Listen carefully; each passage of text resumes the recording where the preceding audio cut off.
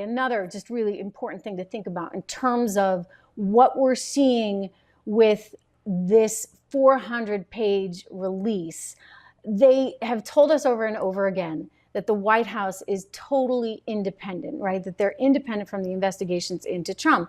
And we've gotten bits and pieces suggesting that's not entirely the case. For example, Fani Willis, her boyfriend, he went up to the White House, and so did she. Apparently he had meetings there. He even expensed it all.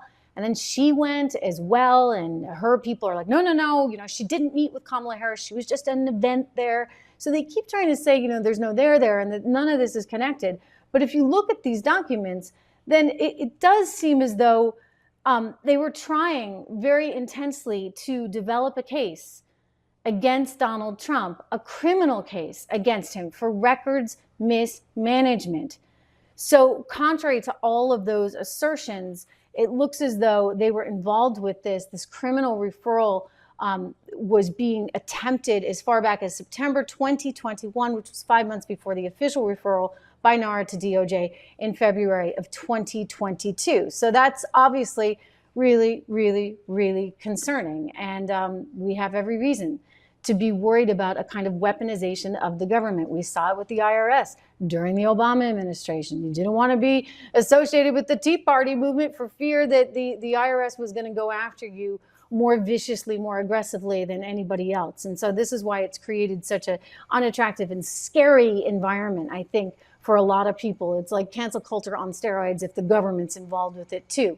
And this is a lot of what is actually sort of what we're going to have to vote on as we move closer and closer to the election. There's a lot we have to vote on, of course, the border, the economy, et cetera. It's one of the reasons why I'm really proud to be associated with a group that is working hard to make sure that we get more conservatives with conservative. By the way, I would even say, I don't know about them. I mean, they're conservatives, but I will tell you this about me.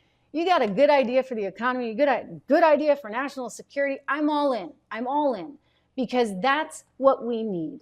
More than partisan politics, we need smart people with smart ideas. JFK cut taxes, thank you very much. In other words, it doesn't have to be just conservatives. It just so happens that conservatives are so far ahead of everyone on these issues. So I want to give a plug for my friends over at Americans for Prosperity, americansforprosperity.org, and they would tell you, and we actually may have one of their team members on later in the week. I'll bring more on that to you as it comes forward. But they would tell you that, look, you've got to win it all. You can't just win the White House. You've got to win the Senate. You've got to win the House, because if we're going to really actually start to see change, monumental, real change that's going to affect our lives, then you have to have the wind at your back.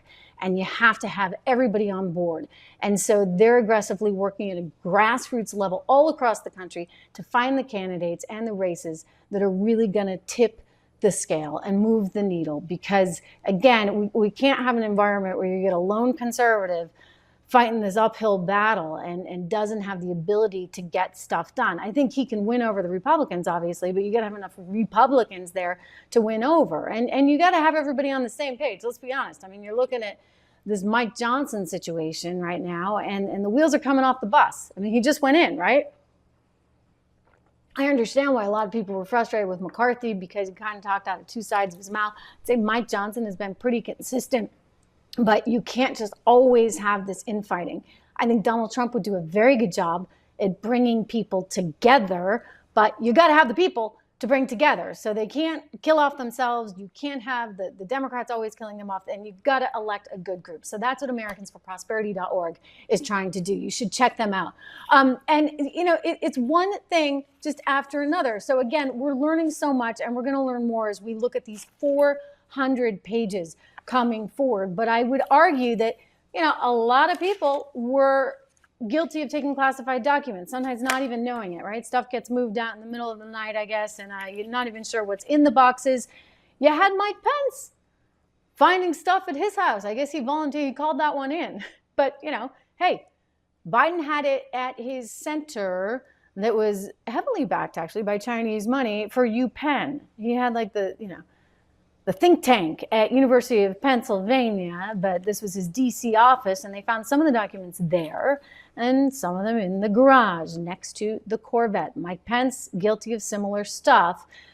meaning that they were once again trying to make so much out of what seems to have been nothing.